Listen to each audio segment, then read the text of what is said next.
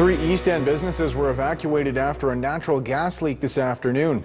Natural gas was seen blowing out of the ground and the smell spread as far away as a few blocks. The smell of natural gas wafted over parts of East Regina today. Sask Energy says it happened around 1:30 near Eastgate Drive and Victoria Avenue East after a third-party construction crew damaged a 4-inch line.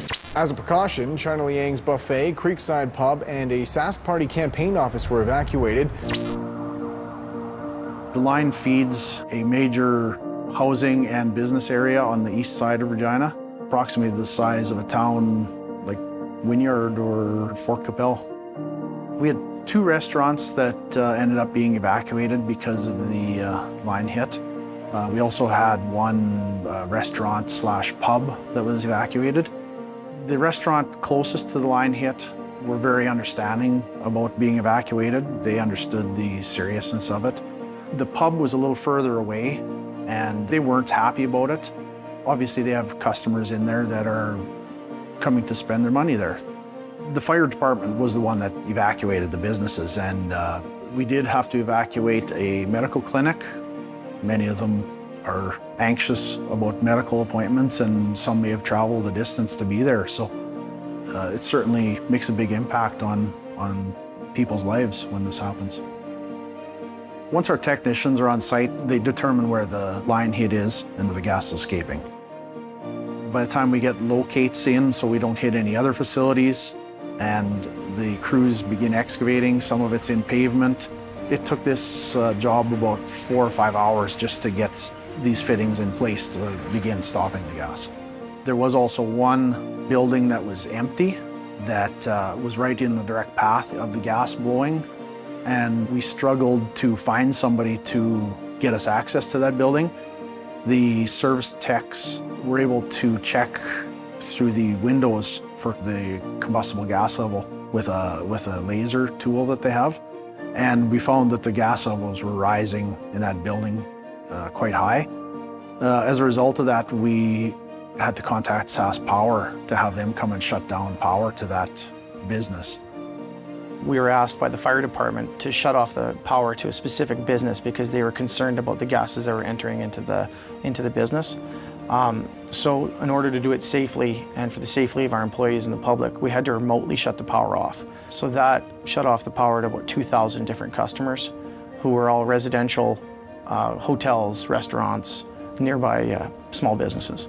The power line itself doesn't cause any dangers. It's what the power is feeding. So anything that could be a source of ignition to any gases, we need to shut the power off to make it safe. I've seen cables get hit and the arcing and sparking that's going on underground and the dangers that it would be if somebody contacted that. Frankly, they scare the hell out of me. To hit it with a backhoe or a directional bore or something, you're just taking your life in your hands. You're taking it by chance. You're lucky. And I hate using the word lucky. We gotta stop being lucky. Start finding out what's in the ground before we dig and hit it, so everyone can go home safely. Notice regarding Regina service disruption. The disruption was the result of a fiber cut caused by a company who was installing a water line. Fiber cuts are dangerous and take many man-hours to repair. The incident was on a Sunday, and there was a contractor putting in a water line for a new business. They didn't call for locates at that time and decided they were going to get their work done sort of ahead of time. But unfortunately, they did strike one of our fiber optic cables, and it affected thousands of customers, many of them business customers as well. And it lasted pretty much a whole 24-hour period before we got all those people back up. Now, the effect of this is all those businesses could not do any kind of transactions, could not conduct business properly on the Monday. Several thousand telephone customers out, didn't have their 911 service. Of course, everyone's on broadband internet as well now. People couldn't surf the net. Any children that were trying to get their homework done, of course, they couldn't get to their lessons on the internet either. Of course, everyone starts calling in. We start to figure out what's going on, and we find out there's a fiber strike up the road. And we go up there, and I guess the contractor thought he could just bury it, fill in the hole, and no one would notice. It's fiber optic cable. There's no way to splice it back together without doing it properly. So we found the ground disturbance and we dug it up and we found our broken cable there.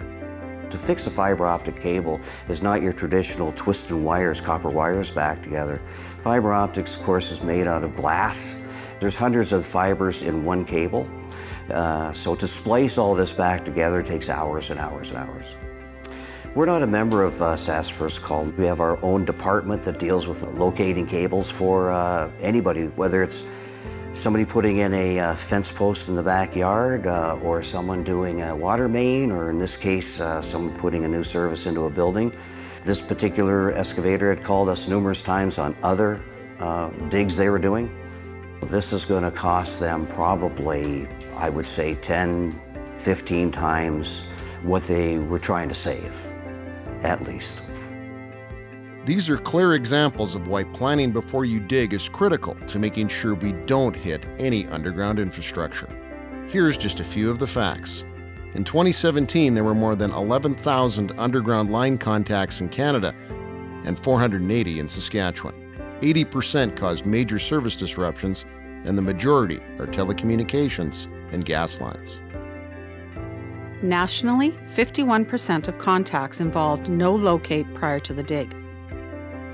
While BC, Alberta, and Ontario reported the majority of events, the total damages per 100,000 people was highest in BC, followed by Saskatchewan. When we contact underground infrastructure, typically calls are made to me, OH&S, our safety team, SAS Power, Sask Energy, whoever we're working for, we got to let them know what's going on. The accident reports start as soon as the phone calls are made, and the safety team usually deals with the accident reports, and then the managers review them, and it goes to head office, make sure everybody's okay with it, and it'll continue for sometimes months. Sometimes issues will drag out for a year or 2 years with insurance and all the issues that arise from a line hit. I would highly recommend not hitting any lines. Take the extra time. Make sure your locate sketch identifies the correct work area. Make sure you have the locates back from all the different facilities. Anytime you hit a line, your company's reputation is pulled through the mud. Regardless if you work 12 months out of the year safe, accident-free, one incident will be remembered. That's what people remember, is the negative effect that it had on everyone. Shortcuts will bite you in the ass. Don't take them. This break brought to you by Sask First Call. Whether you're a contractor, homeowner, or anyone doing work around underground infrastructure, contact Sask First Call before you begin your work. Always call or click before you dig. And this particular individual was going to replace his fence. When he was doing that, he stuck to the same fence line that he had, and he had a power auger and he was drilling fence holes. He did not do a line locate of any kind, and he struck a power line that ran through a back alley and into his house. He really didn't know what had happened. He said he heard a pop, his machine quit, he fired it back up, everything was good. Minutes later, they noticed there was a lot of smoke billowing out of their home. What had happened was it damaged the panel on the inside of the house and caused a structure fire. The lucky part was that there was nobody in the house. Had somebody been in that room when it happened, they more than likely would have been very seriously injured. If somebody would have been sleeping, small children, what have you, they could have been injured for long-term effects, if not the ultimate. It was kind of understandable to a point that if the old fence was there, why can't the new one be there? But the fact of the matter was he was digging a new fence pole beside the old fence post, and it was that close. We had to send crews in to put it out. It's important that you make the call to SAS First Call or any other utility that you might be around. By calling them, the time, the money, and the resources that you save are 100-fold to what you may lose. If there's injury, then there's really nothing worth not making the call. This particular incident shut down the road between the hospital and a school. We had to notify EMS that if they were going to the hospital, they had to take a different route, and there was just a lot of logistics to that, and risk of ignition was very high. You just always have that feeling in the back of your mind that this could get very bad very quick. Typically, if it's a contractor, we will bill for the response, the manpower, the equipment. We will bill for everything, and that is a minimum $3,000.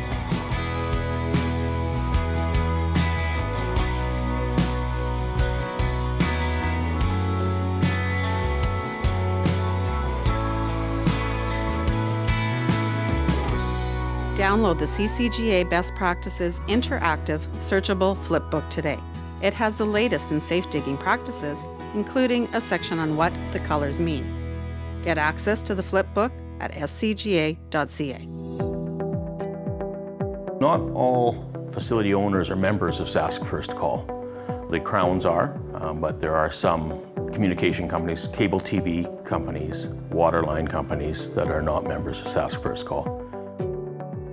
We're here at a residential site today, and if you phoned in for locates to do work in this yard, only one facility would get located, and that would be the underground Sask energy line feeding this residence.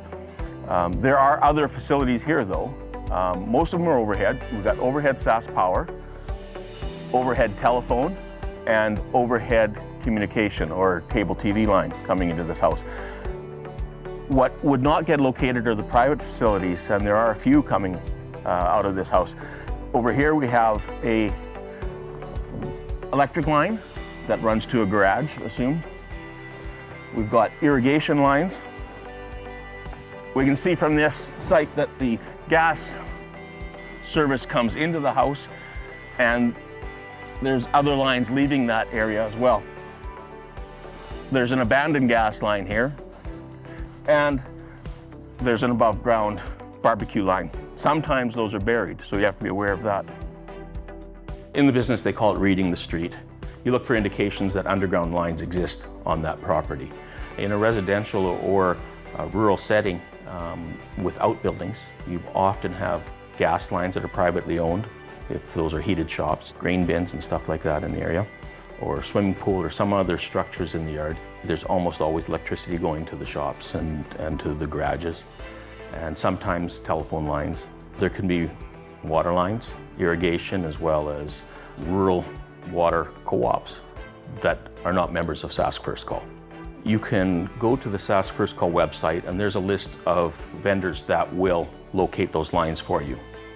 The best practices, if followed, are an excellent way to avoid damaging underground facilities. For example, the best practices indicate you should look at maps, engineering drawings, and if necessary, look to a private locator to locate your facilities. Take all the time you need to locate and expose facilities properly before digging near them. We primarily work with Sask Energy installing and upgrading gas lines. There's no such thing as hydrovacing too much. I mean, sometimes when it's a congested area, we hydrovac the whole hole out and don't even bring in any hydraulic equipment. So as long as everything's visible for 3 feet or so on each side, then we're able to get in there with backhoes and other equipment. All kinds of stuff can happen when you don't hydrovac. It's very key into what we need to do to be safe. You don't know what's out there nowadays. There's lines on top of lines, and by locating only, you're only giving yourself a small window of what's out there. I mean, hydrovacing tells you visually what's in the way and what needs to be crossed. It pays off in the end. I mean, an hour of hydrovacing can save you 10 hours of repairs and money spent and injuries, and not to mention the paperwork involved nowadays. I mean, there's OHS regulations. You gotta send in incident reports, and it's a big headache, so you don't want to hit it. Years ago, there daylight things by shovel, and sometimes you find one line, but there's 2 below it, and you think you're clear. And whereas hydrovacing, you find that first line, and you dig a few feet below that, and sometimes you uncover stuff that isn't on maps or isn't located. Just make sure everybody's aware of the job that's at hand and the dangers that can happen due to different size lines and different pressures, and and just make sure everybody's properly trained in what they're doing. Being aware of your surroundings and just keeping your eyes open is probably the biggest thing. You get all your locates in and they're refreshed on time. Sometimes they go, they're only good for 10 days. When a facility is daylighted, it's important to ensure that the facility owner is contacted prior to any excavation. This allows the owner to inspect the condition of the facility when it's first daylighted. Contact the owner to be on site prior to backfilling. If you contact a power line with your vehicle, call for help, stay where you are, and keep others at least 10 meters away from the vehicle. In the event of a contact, it is not just a vehicle, equipment, or object that could be energized. Everything within a 10-meter radius of the contact could also be energized. That's why you have to be aware of both step and touch potential. With step potential, electricity spreads, like ripples or rings, over the surface of the ground away from the point of contact. Each ring carries a different voltage. If you step into one ring while your foot is in another, the electricity will make up the difference in voltage through your body. With touch potential, if someone on the ground touches what is in contact with the power line, electricity will travel through that person's body to get to the ground. If you hit a power line, you can try to break the vehicle free of the contact, but only if it doesn't cause more risk to yourself or others or more serious damage to the power line. If you can safely brake from the contact, move the vehicle or equipment at least 10 meters away to safety. If you must exit the vehicle, only in the case of a fire, jump away from the equipment with 2 feet together, then bunny hop or shuffle at least 10 meters away from the equipment.